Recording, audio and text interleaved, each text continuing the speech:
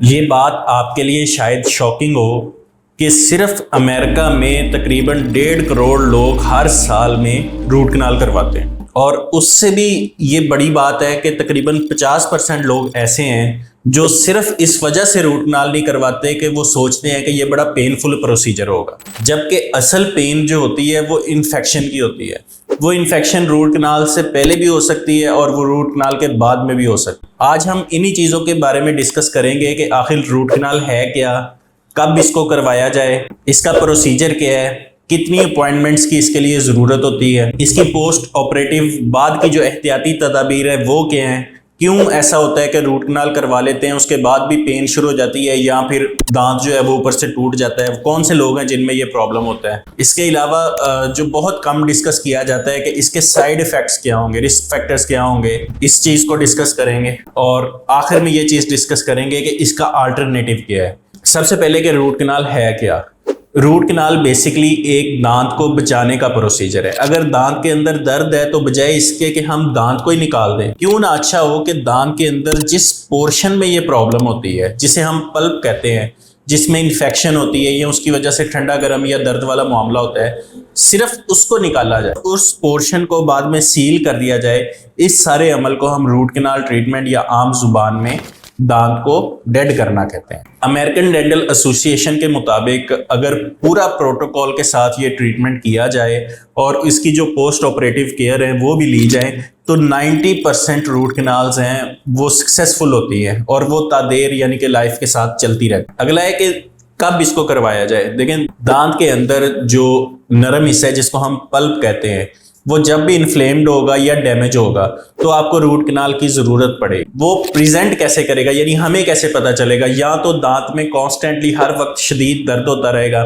یا پانی وغیرہ پیتے ہوئے، چائے پیتے ہوئے بہت زیادہ شدید ٹھنڈا یا گرم فیل ہوگا۔ اسی طرح دانت کی درد کی وجہ سے سائڈ پہ، منہ کی سائڈ پہ سویلنگ منہ کے اندر یا منہ کے باہر کی طرف بھی ہو سکتی، اور اس کے ساتھ ساتھ اکثر اوقات یہ ہوتا ہے کہ اگر بہت عرصہ پہلے یعنی 3 4 5 سال پہلے چوٹ لگی اور اس کے بعد یہ ہوا کہ سامنے والے دانتوں میں خاص طور پہ کلر چینج ہونا شروع ہو جاتا ہے، یہ ساری انڈیکیشنز ہوتی ہیں کہ ہمیں روٹ کنال کی ضرورت ہے۔ بہت سے لوگ یہ سوچتے ہیں کہ روٹ کنال کے لیے ہمیں بڑی لمبی لمبی اپوائنٹمنٹس کی ضرورت ہوگی، بار بار ڈاکٹر کے پاس جانا پڑے گا، اسی طرح پین بہت زیادہ ہوگی۔ حقیقت میں یہ جو پروسیجر ہے 1 یا 2 وزٹس میں مکمل ہو جاتا ہے۔ اس کا طریقہ کار کیا ہے؟ سب سے پہلے ایکس رے کیا جاتا ہے، اس کے بعد ایکس رے کو مد نظر رکھتے ہوئے اگلا پروسیجر ہے اس کو پلان کیا جاتا ہے۔ اس میں سب سے پہلے ہوتا ہے دانت کو نم کرنا، لوکل اینستھیزیا دیا جاتا ہے۔ بعض لوگ اس چیز کو سمجھتے ہیں کہ یہ جو اینستھیزیا ہے یا انجیکشن ہے یہ بہت پینفل ہوگا، لیکن پیشنٹ کے کمفرٹ کو مد نظر رکھتے ہوئے اس کے لیے ہم جیل کا یا سپرے ہوتی ہے اس کا استعمال کرتے ہیں۔ اس سے یہ ہے کہ جو نیڈل کی پرک ہوتی ہے اس کا بھی اتنا کوئی خاص پتہ نہیں چلتا۔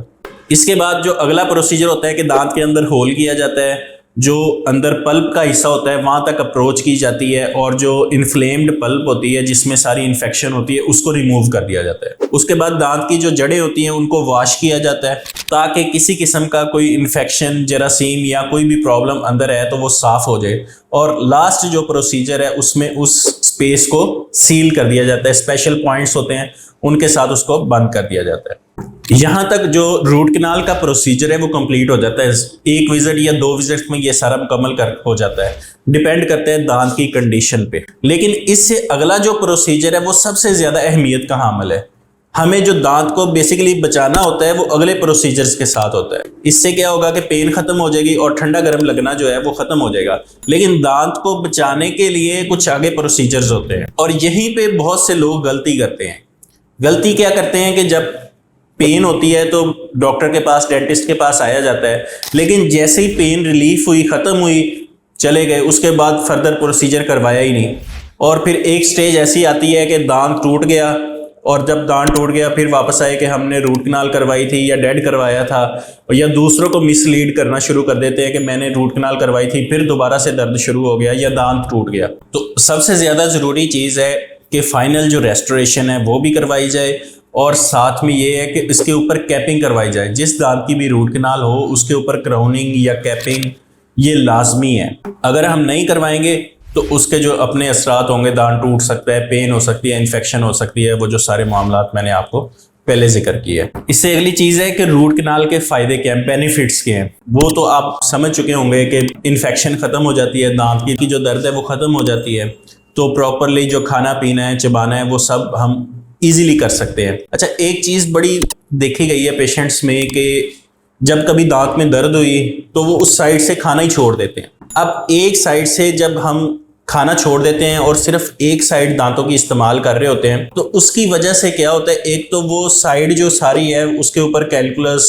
بہت زیادہ جم جاتا ہے، اور اس سے کیا ہوگا کہ مسوڑے بہت زیادہ خراب ہونا شروع ہو جائیں گے۔ اس سے بھی جو زیادہ پرابلم ہوتی ہے وہ ہوتی ہے ٹی ایم جے، یہ جو جوائنٹ ہوتا ہے اس میں پرابلم ہونا شروع ہو جاتی ہے، اور اس کی وجہ سے پھر سر درد آہستہ آہستہ ہلکا ہلکا ہر وقت ہوتا رہتا ہے، تو ہم پھر بھاگتے ہیں پیناڈول کھا لی، کبھی بی پی کا ایشو ہو گیا یا اس طرح۔ اصل جو کہانی ہے وہ اس وجہ سے ہو رہی ہوتی ہے کہ ہم ایک سائڈ سے کھانا نہیں کھا رہے۔ اسی طرح روٹ کنال کے بعد آپ پراپرلی جو ہے اسمائل آپ کی بہتر ہو سکتی ہے، اور سب سے بڑی بات ہے کہ اگر آپ دانت نکلوا دیں گے تو آپ کے سائڈوں والے جو دانت ہیں وہ شفٹ ہونا شروع ہو جائیں گے، آپ اس چیز سے بچ سکتے ہیں۔ اس سے اگلی چیز ہے کہ روٹ کنال کے جو سائیڈ ایفیکٹس ہیں وہ کیا ہیں۔ روٹ کنال کے جتنے بھی سائیڈ ایفیکٹس ہیں وہ ٹیمپریری ہوتی ہیں سوائے ایک کے۔ ٹیمپریریز میں کیا آتا ہے کہ دانت کے اوپر پریشر نہیں پراپر آتا، پین ہو سکتی ہے، بائٹ کرنے میں مشکل ہو سکتی ہے، لیکن یہ ساری چیزیں جو ہیں یہ کچھ عرصے کے لیے ہوتی ہیں۔ جو سب سے بڑی چیز ہے وہ دانت کا فریکچر ہے، دانت ٹوٹ سکتا ہے، لیکن وہ 90% کیسز میں اس وقت ہوتا ہے جب ہم اس کے اوپر کراؤن نہیں کرواتے۔ دانت روٹ کنال کروایا اور ایسے ہی چلتا رہا، درد ہوئی نہیں، کھانا کھانے میں جو آسانی ہوتی رہی، ایک سٹیج ایسی آ جاتی ہے کہ دانت ویک ہونے کی وجہ سے کوئی ہارڈ بائٹ کی اور دانت ٹوٹ گیا، اس کے بعد وہ روٹ کنال کیا ہوا بھی ضائع ہو جاتا ہے، ہمیں دوبارہ سے وہ دانت نکلوا کے اس کو ریپلیس کرنا پڑتا ہے۔ سب سے آخری چیز ہے کہ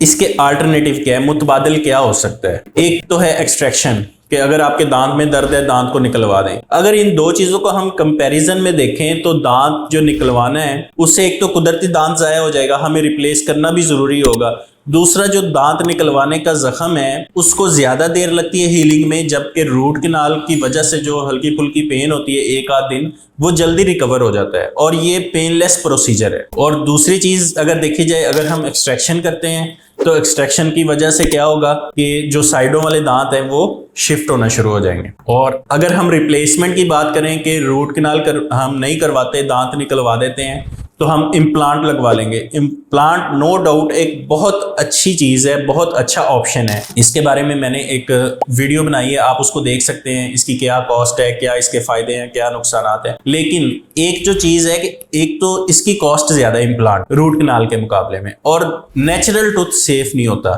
قدرتی دانت جو ہے اس کے آلٹرنیٹیو کوئی چیز نہیں ہے، تو بہتر آپشن یہ ہے کہ اگر آپ کے دانت میں درد ہے اور یہ پاسبل ہے کہ وہ دانت کو ریسٹور کیا جائے تو آپ روٹ کنال کی طرف جائیں۔ امید ہے یہ انفارمیشن آپ کے لیے ہیلپ فل ہوگی۔ یہ ویڈیو آپ کو پسند آئی ہوگی تو لازمی چینل کو سبسکرائب کریں اور دوسروں تک شیئر کریں۔